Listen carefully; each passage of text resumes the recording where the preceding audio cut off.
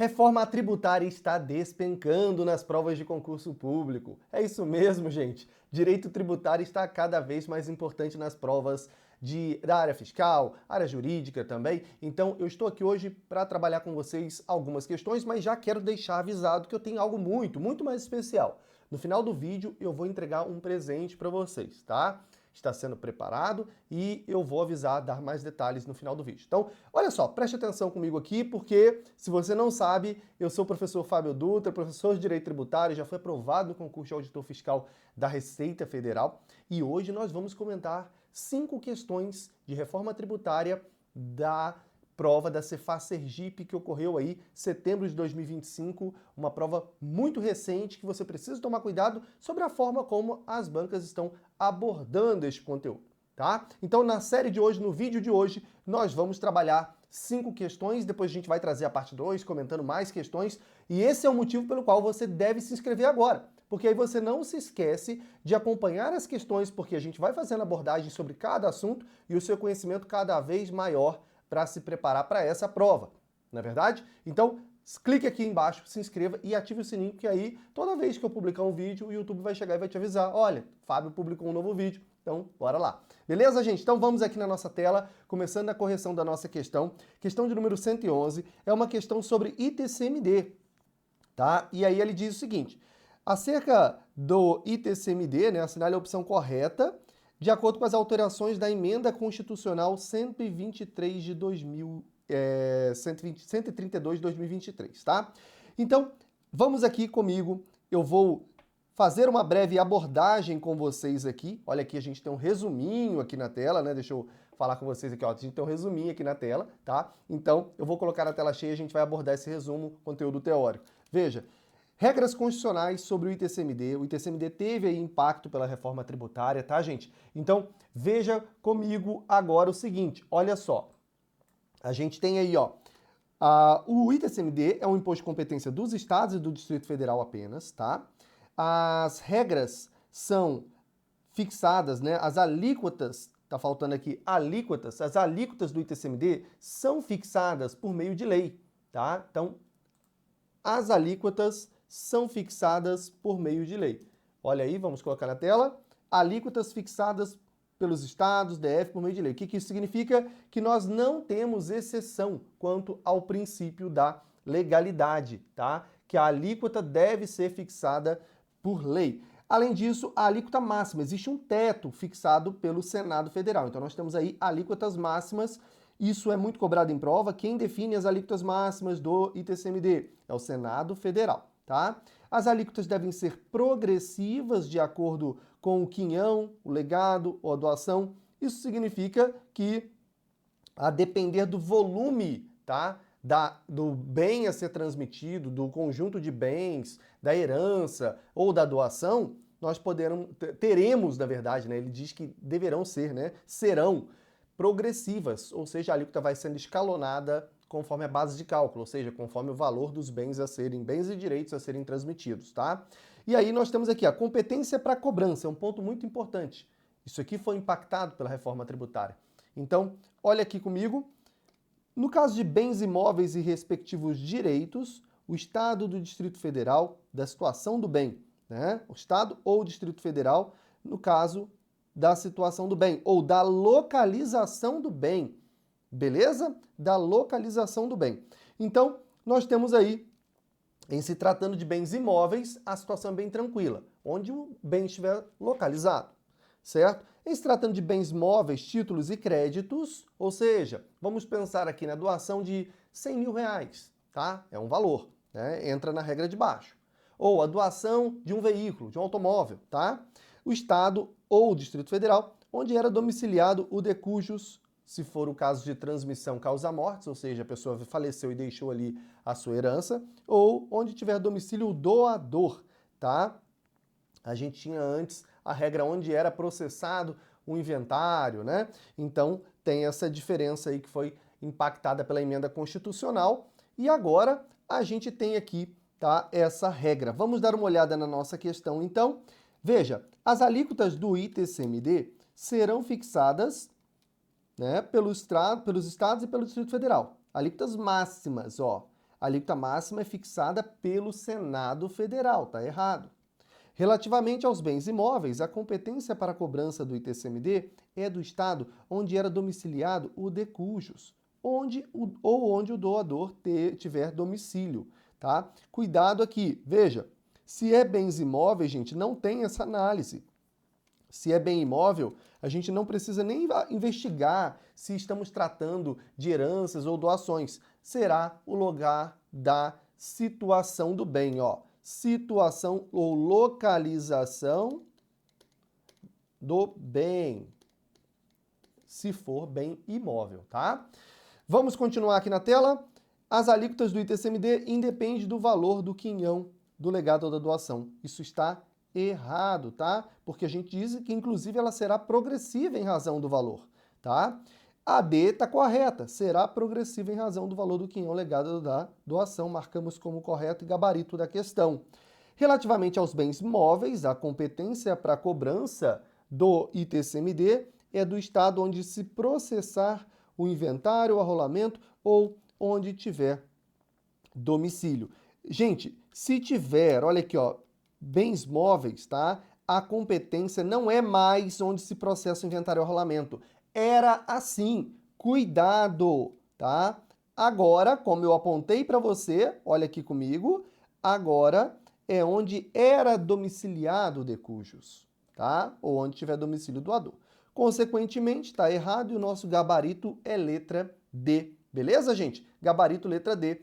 Vamos passando aqui, vamos para a questão de número 112. A questão de número 112, meus amigos, vai dizer o seguinte, olha aqui, ó. De acordo com a emenda 132, né, o IPVA incide sobre todo e qualquer veículo automotor terrestre, aquático e aéreo. Galera, antes da reforma tributária, o IPVA incide apenas sobre veículos automotores, né, só veículos terrestres, né? Então incidia ali sobre carros, sobre motos, motocicleta, mas não incidia sobre embarcações e aeronaves, a gente até jurisprudência, enfim, mas agora é previsão na Constituição. O IPVA, que também é de competência dos estados, tá? Incide sobre veículos terrestres, aquáticos e aéreos, tá? Com exceções. Por que com exceções? Porque eu vou trazer para vocês uma série de imunidades. E as imunidades são aquelas situações em que o legislador não pode tributar. Por quê? Porque a Constituição veda, né? Então, um outro ponto que a gente tem aqui é em relação às alíquotas. As alíquotas mínimas do IPVA serão fixadas pelo Senado Federal. Isso significa que é diferente do ITCMD. E isso faz muita confusão na hora da prova, preste atenção. ITCMD foi fixado o teto de alíquotas máximas. IPVA, alíquotas mínimas, tá? O mínimo. Poderá ter alíquotas diferenciadas em função do valor do tipo, do valor, da utilização e do impacto ambiental. Antes a gente tinha apenas aí tipo ou utilização. Agora também pode diferenciar a alíquota do IPVA com base no valor do veículo, tá? O que pode até torná-lo progressivo, né? Porque um veículo com alíquota maior vai ter uma alíquota mais alta. Ou pode ter, né? Porque aqui é poderá, é diferente do que está lá no ITCMD, que é será progressivo. E pode ter uma alíquota graduada em razão do impacto ambiental daquele veículo. Veículo que consome um combustível, veículo que consome mais combustível, mais poluente, enfim, pode ter uma tributação mais gravosa, tá? Então, na nossa questão aqui, ó, vamos aqui antes dar uma olhada, deixa eu colocar na tela cheia aqui, vamos dar uma olhada aqui nas imunidades, as principais imunidades do IPVA, sem o objetivo de esgotar, tá? Só aquelas que estão ali no artigo 155 mesmo. Afinal, a gente está aqui resolvendo questões apenas. Veja, foram imunizados aí, ó, aeronaves agrícolas, operador certificado para prestar serviços aéreos a terceiros também, embarcações de pessoa jurídica que tem outorga aí para transporte aquaviário, ou de pessoa física ou jurídica se for para pesca, seja ela industrial, artesanal, científica ou até mesmo de subsistência, claro, né? Plataformas suscetíveis de se locomoverem na águas por meios próprios, enfim, gente, aqui ele está falando inclusive em embarcações com essa finalidade, podemos pensar em plataformas voltadas para a exploração de petróleo, tá? Tratores, máquinas agrícolas também foram considerados imunes. Então, voltando na nossa questão, incide sobre todo e qualquer veículo automotor. todo e qualquer? Cuidado. E a imunidade? E um trator? Né? E uma determinada embarcação que está no abrigo da imunidade? Não dá, né, gente? Não dá. Incide sobre tratores e máquinas agrícolas? Também não. Não incide. Incide sobre propriedade de veículos, de aeronaves agrícolas? Também não. Tem imunidade também. Embarcações de pesca industrial. Colocou industrial para mexer com você. Você poderia pensar, mas se fosse artesanal, né? Não, é tudo ali, né? Praticamente tudo. Então, foi bem ampla a imunidade. E agora a letra E, gabarito da questão, pode ter alíquotas diferenciadas em função do impacto ambiental do veículo. Aí tudo bem, tá certinho, maravilha, maravilha essa questão aqui. Beleza, gente? Vamos dar uma olhada agora na 113 que eu vou colocar na tela para vocês aqui.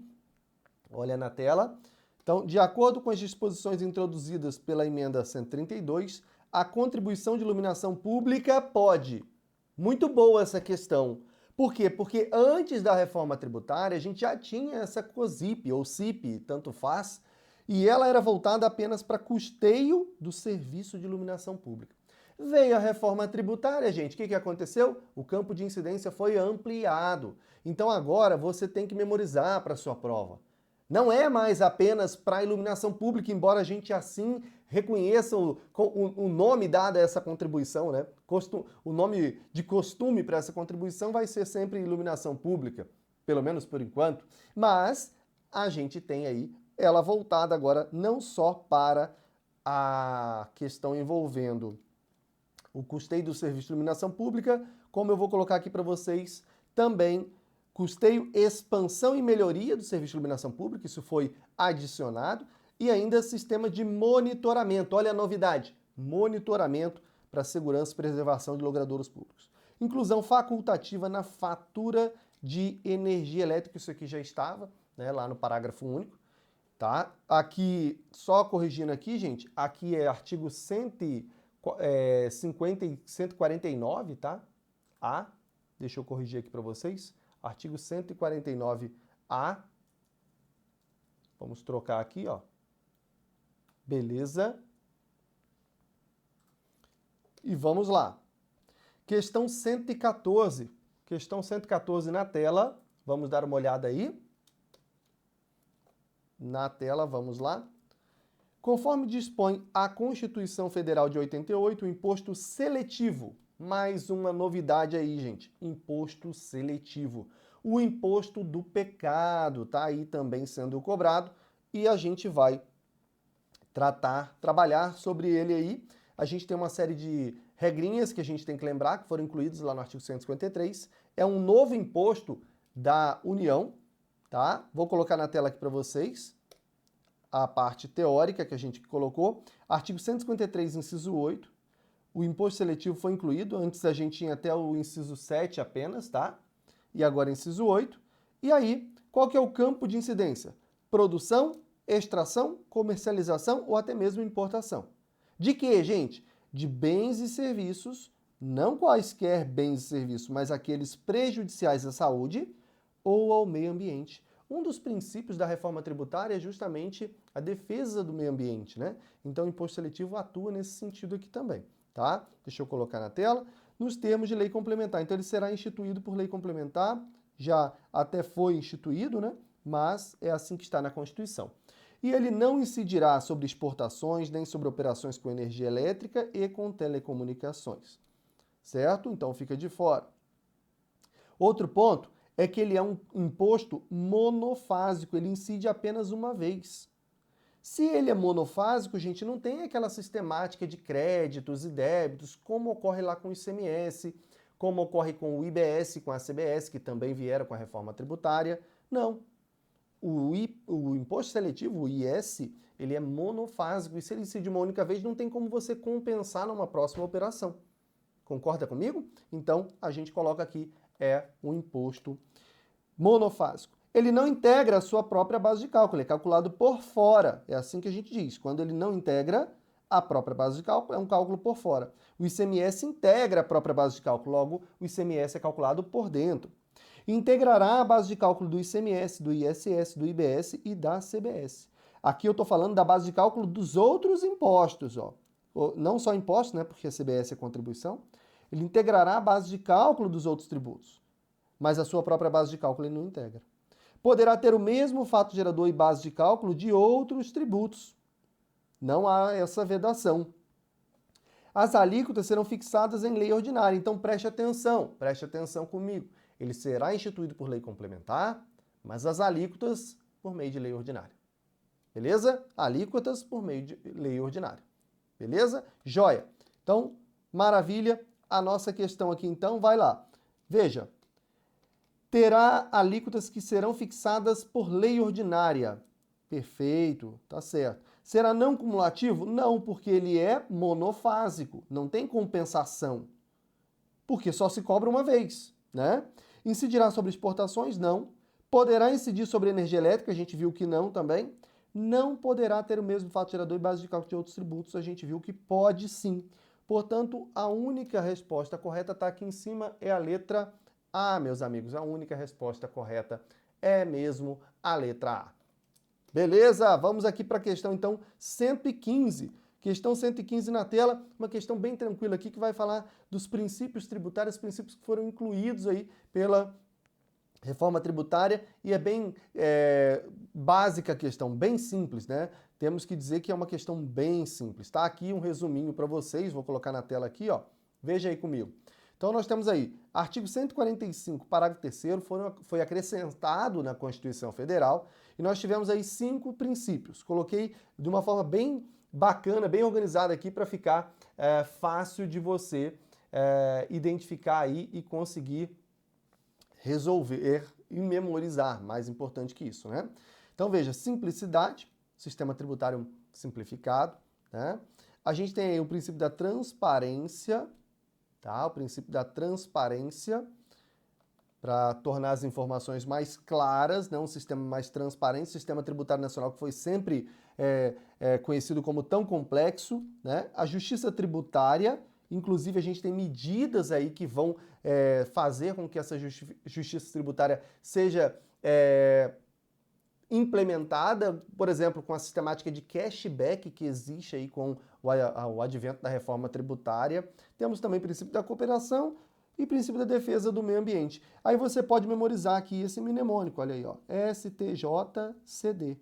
STJCD são os princípios. Aí a gente vem aqui na questão, simplicidade está lá, transparência está lá, cooperação está lá, defesa do meio ambiente também. Ele não colocou a justiça tributária, mas colocou não cumulatividade, que não é. Não é, gente. Artigo 145, parágrafo 3º, não traz não cumulatividade. 1, 2, 3 e 4, certo? Porque senão todos os tributos teriam que ser não cumulativos, não faz sentido nenhum. Então é 1, 2, 3 e 4, gabarito é a letra A, pessoal. O gabarito é letra A. E agora, deixa eu colocar aqui para você, vem aqui comigo, que eu vou te falar o seguinte, tem um bônus para você, tá? Um bônus, deixa eu colocar na tela. Bônus grátis para você, resumão da reforma tributária. Eu estou preparando um material gratuito para você ter acesso aí às principais regras constitucionais, algumas dicas para memorizar, para estudar, porque isso cai. Vocês estão percebendo o quanto cai.